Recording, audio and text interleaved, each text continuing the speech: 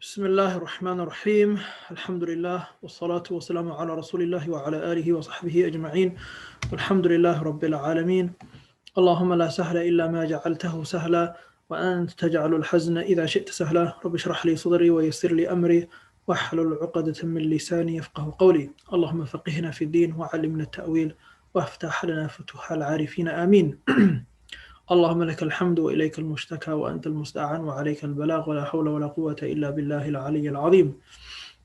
Assalamu alaikum wa rahmatullahi wa barakatuh. Welcome once again and welcome to another episode of the Quranic series in the month of Ramadan. So in this section or in this episode we're going to be discussing a few things related to the teacher and the student, inshallah. The author, he mentions وَنَفَعَنَ اللَّهُ بِعُلُومِهِ فِي الدَّارَيْنِ آمين. May Allah enable us to benefit from His knowledge. Imam Nawawi, he mentions in his book At-Tibyan في أدب حملة القرآن, he says وَيُقَدِّمُ فِي تَعْلِيمِهِمْ إِذَا ازْدَحَمُوا الْأَوَّلَ فَالْأَوَّلُ فَإِنْ رَضِيَ الْأَوَّلُ بِتَقْدِيمِ غَيْرِهِ قَدَّمَهُ. So the author, he says, when it comes to registration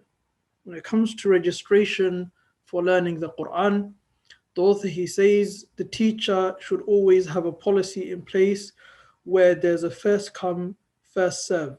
That's how it should be. So first come, first serve basis should be the policy in which a teacher should always operate when it comes to those who wish to learn the Quran from him or from her. And then he says, فَإِنْ رَضِيَ الْأَوَّلُ بِتَقْدِيمِ غَيْرِهِ قَدَّمَهُ. However, if one of the people or one of the applicants has given their permission to be able to give precedence to somebody who came after them, then that's fine, and that student, whomsoever they wish, can be given precedence, because that's a right that they're forfeiting at the end of the day. Although they came before, they are more than happy. If they're more than happy with somebody who came after them to precede them in the registration process, then that's absolutely fine. Or even not just in the registration process, but also when it comes to having the rights of being a student and learning from the teacher and being placed in a class or in a type of regime, that's fine. وينبغي أن يظهر لهم البشرة وطلاقة الوجه. So the author says it's very important for the teacher to be able to showcase or show the students, or to give them a type of welcoming in which he or she welcomes them with good news, a smiling face, being concerned over their well-being. وَيَتَفَقَّدَ أَحْوَالَهُم, meaning that the teacher should be one who is concerned with the welfare of his or her students. وَيَسْأَلَ عَمَّنْ غَابَ مِنْهُمْ, and if there's anybody who's missing during a class or a teaching session, the teacher should ask about how they're doing. So anybody who's absent, so how are they doing? To inquire what's going on with them. Are they okay? Is everything fine? What's happening? How's their situation? This shows the level of concern that a teacher should have for a student. And it also shows a type of mercy and kindness and consideration that one gives to somebody else. Someone's absence, it has an impact on the class and should have an impact on the teacher. So the teacher should make it known that this person's absence has a personal impact on him or her as well, because that's giving the student a level of importance. It's giving the student, encouraging the student to want to learn more, knowing that they're important. So it's very important to also give that due consideration also to the students. Unfortunately, there are some teachers who don't even care. So if a student comes, or if they're present or they're not present, it's as if though it's the same thing. The teacher doesn't really have any care in the world, and this is something which shows, unfortunately, a lack of, acting upon a lot of these, qualities that that's usually discussed, especially these Quranic qualities and the qualities that it takes to be a teacher. So there's a really high standard, especially when it comes to learning the Quran. The Quran is the revelation. So the revelation in itself is wahy, it's revelation. Therefore, it has an important level of respect that should be given to it and that should be afforded to it. So the teacher should always ask about any student who's missing, any student who isn't there, inquire as to why they're not there, how are they doing, are they okay? Showing some level of concern is very important. Though then he moves on to the next section, which is a section في نية طالب العلم, something relating to the intention of the person who's studying. And essentially it boils down to, if a teacher knows that the student isn't sincere, meaning to Allah, should that be a means, or should that be a grounds as to them rejecting the student or kicking them out?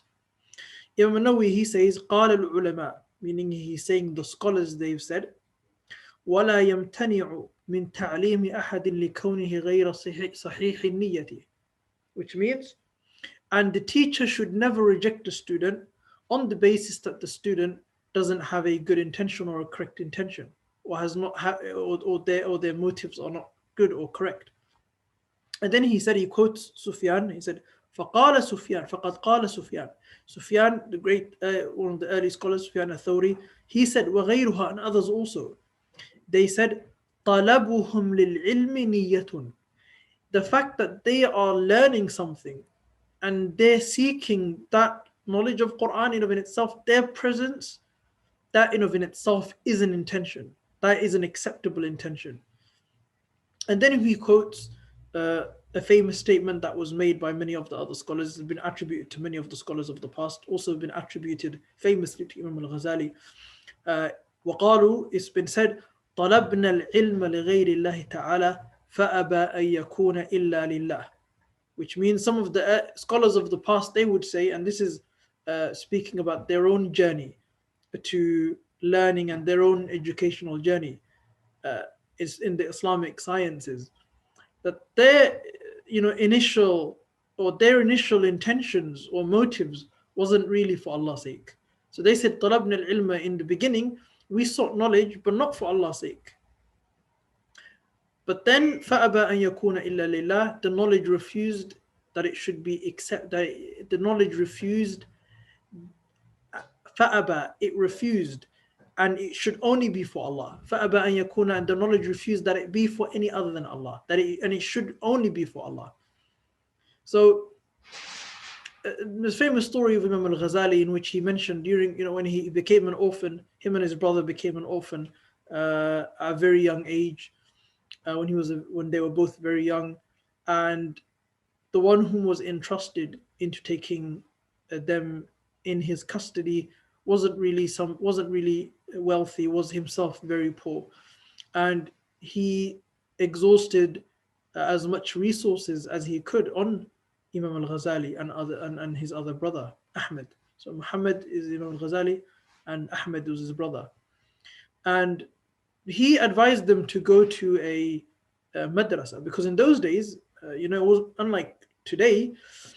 I mean, maybe this exists in some countries, some Muslim countries, but in those days, by enrolling in a madrasa, you would get free food, you'd get, you get free clothes, you'd have a place to stay. It kind of alleviates somebody from, a horrible level or horrid level of poverty. So it gives a person, their daily, so they'll have their daily sustenance. So in the beginning, Imam al-Ghazali, when he recollects this incident, he said, in the beginning, we didn't really do it for wanting to learn anything in the madrasa. We were doing it because we just wanted a place to stay, we wanted free food. And so he said, طلبنا العلم لغير الله. We sought knowledge really for other than Allah. But later on, the experience changed. فأبى أن يكون إلا لله. But the knowledge refused, except that it should be for Allah's sake. The knowledge refused that it should be except for Allah. I mean, the knowledge should only be for Allah. That's a statement that's made by a famous statement, scholarly statement. It's attributed to many scholars, amongst them Imam al-Ghazali, and it's mentioned by Ibn Abdul Barr also in his book Jami'u Bayan al-Ilm wa Fadlihi. It's also mentioned by Al-Khatib al-Baghdad in his book Al-Jami'u li Akhlaq al-Rawi. So it's narrated by Ma'amir bin Rashid and many others.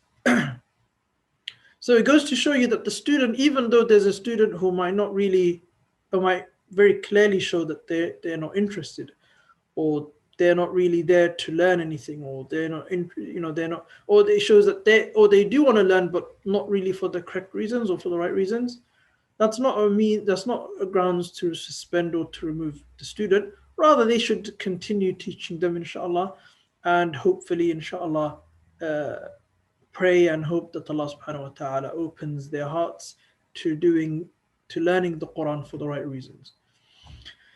The author, he says, معناه, meaning this statement that we mentioned by the scholars, what it means is كان عاقبته أنصار الله تعالى, meaning at the end, these great scholars, their intentions changed, meaning at the end it became for Allah.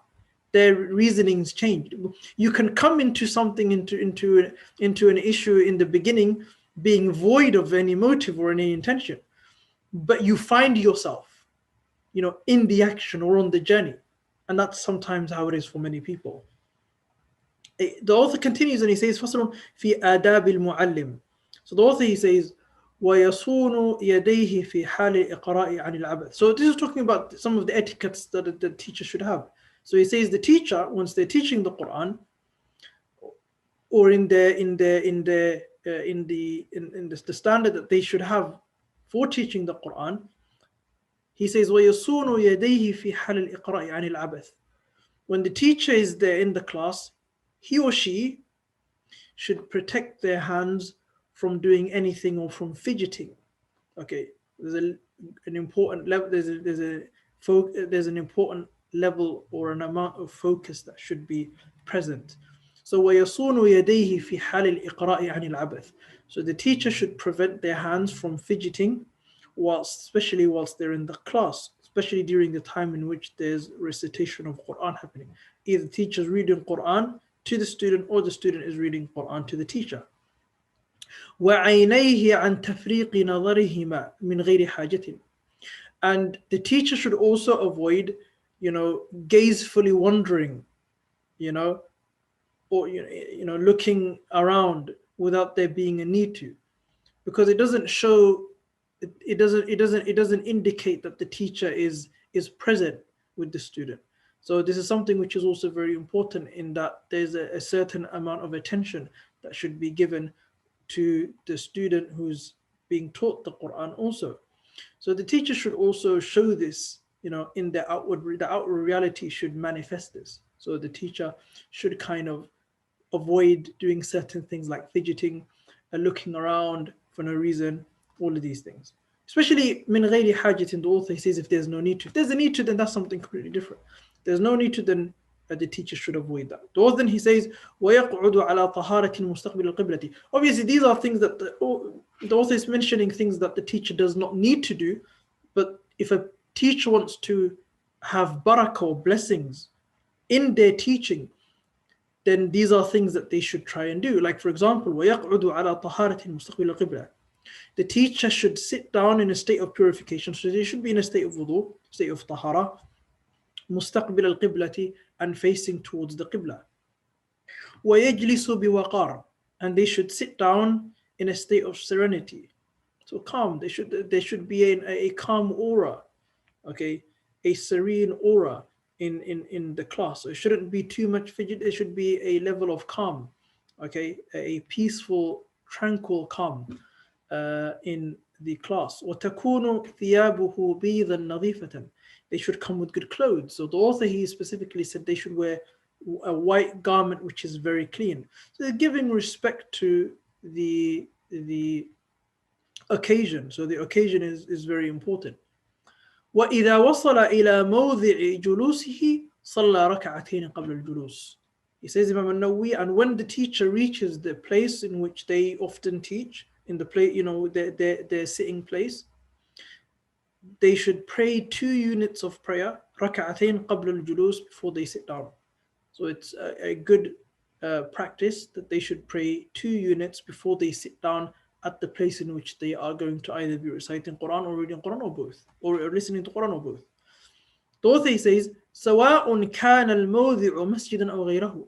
Because it's the same whether the place in which they are is in a masjid or outside of a masjid. فَإِنْ كَانَ مَسْجِدًا, if it's a masjid in which if the place is a masjid where the Quranic education is taking place, كَانَ آكَدْ, it's even more emphasized for the teacher to make sure that he should pray or she should pray 2 units before they sit down. Why? He says, فَإِنَّهُ يُكْرَهُ الْجُلُوسُ فِيهِ قَبْلَ أَن يُصَلِّي, because it's disliked, Islamically it's makruh, for a person to sit down in a masjid before they've prayed 2 units. The Prophet ﷺ would say, إذا صلى أو إذا دخل أحدكم المسجد فلا يجلس حتى يصلي ركعتين. It's an authentic hadith. He said عليه الصلاة والسلام, if any of you enter into a masjid or into a mosque, then pray a 2-unit prayer before you sit down. Then the author, he says, وَيَجْلِسُ مُتَرَبِّعًا إِنْ شَاءَ, the teacher should sit down cross-legged if they prefer, أو غير متربع, or if they don't prefer it, they could sit in whatever way they wish. It's not a problem. The author then he says, وروى أبو بكر بن أبي داود السجستاني بإسناد. So this narration was mentioned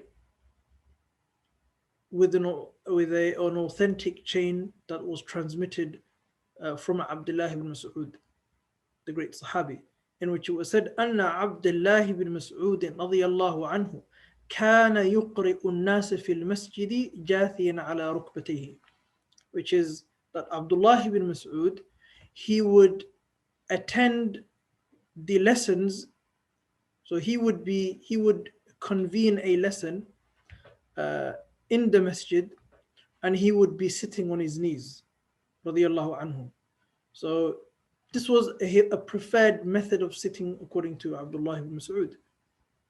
If a person wants to sit like that, they can sit like that, or they want to sit cross-legged, they can do that also. So that's absolutely fine.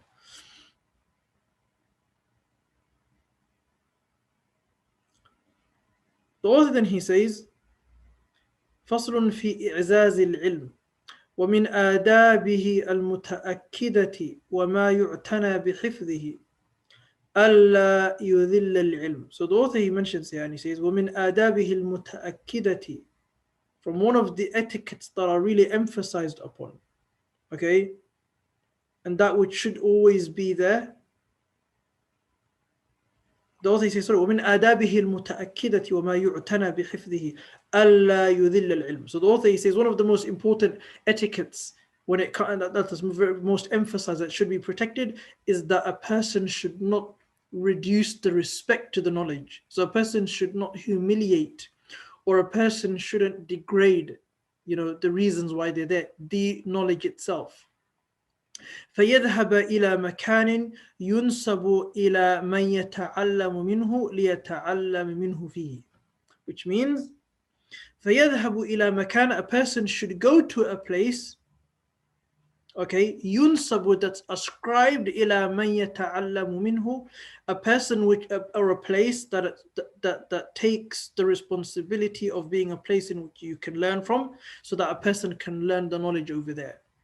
Okay, وإن كان المتعلم خليفة فمن دونه, even if the person who's a student is, a president or a khalifa, okay, or anyone who's on a lower level. So even if the student was a khalifa of the, or a president or a prime minister, okay, or a leader or a king, even in those circumstances, the author is saying that the knowledge shouldn't go to them. The knowledge should be respected, and it shouldn't be degraded to the fact that it's something that a person chases the people of authority, or people who have a huge amount of influence, and it shouldn't be something in that regard. But rather, and knowledge should be protected from that, because knowledge as a concept should be something that should be acquired and desired. So it shouldn't be something that's offered cheaply. That's what the author is really saying over here. So anybody who wants to learn the knowledge should be given that opportunity, but they have to kind of earn it also. So it should be taught in a place in which every single person has free access, has the same level of access. And it shouldn't be something that's delivered to everybody so simply and so easily. وإن كان even وإن كان المتعلم خليفة فمن دونه, even if the person who one of the students happens to be the Khalifa or a prime minister, president, or anyone who's on a lower level. And then he says بل يصون العلم عن ذلك, knowledge should be protected from that type of vanity. كما صانه السلف رضي الله عنهم, in the exact same way that it was protected by the early Muslims. May Allah be pleased with him. And he says وحكاياتهم في هذا كثيرة مشهورة, and the narrations and the stories regarding how they would protect the knowledge from the vanity of the ruling class and those people who are in the upper echelons of society is very well known. So this is something which there's a book called Hayatu Salaf, speaks about the lives of the early Muslims, and Imam al-Ghazali in his book Kitab al-Ilm speaks about this issue quite extensively. So it would be good for a person, if they want to read more about this or this topic, then Kitab al-Ilm by Imam al-Ghazali in his book Ihya Ulumuddin. Then he says فصل في توسيع مجلس العلم. So this chapter is talking about the accommodating the circle of knowledge. So for it to be something which is accommodating and welcoming, this is the chapter that deals with that issue. And then the author, he says وينبغي أن يكون مجلسه واسعا ليتمكن جلساؤه فيه. So the author, he says, it's preferred, okay, and it should be the case, that the place in which the knowledge is being learnt should be wide, so that it can accommodate people who want to be there and people who want to learn. ففي الحديث عن النبي صلى الله عليه وسلم, because in the hadith that was narrated by the Prophet صلى الله عليه وسلم, he said خير المجالس أوسعها, the best of gatherings is the one which is the widest, so the one which is the most accommodating. Okay, and this hadith was narrated by Abu Dawud. Also, he says رواه أبو داود في سننه في أوائل كتاب الأدب بإسناد صحيح. So this was narrated by Abu Dawud in his Sunan in the beginning of Kitab al-Adab with an authentic chain من رواية أبي سعيد الخدري رضي الله عنه, on the authority of Abi Sa'id al-Khudri رضي الله عنه. And there's much to say, inshallah, but we will stop it in this section, inshallah. In the next episode, we will speak about some of the etiquettes of the students. So there are also responsibilities. There is a responsibility upon the students also. Inshallah, we will be speaking about that, inshallah, in the next episode. Assalamu alaikum.